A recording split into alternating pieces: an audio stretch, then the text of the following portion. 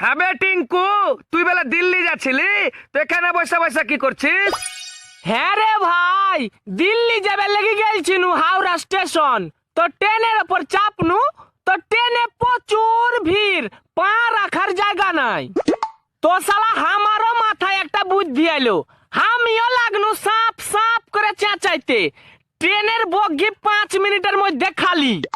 তারপর তারপর আর কি, সিটের ওপর শুইতে দিনু 2 ঘন্টা ঘুম। শালা ঘুম থেকে উঠে দেখছি যে ট্রেন হাওড়া স্টেশনই দাঁড়িয়ে আছে।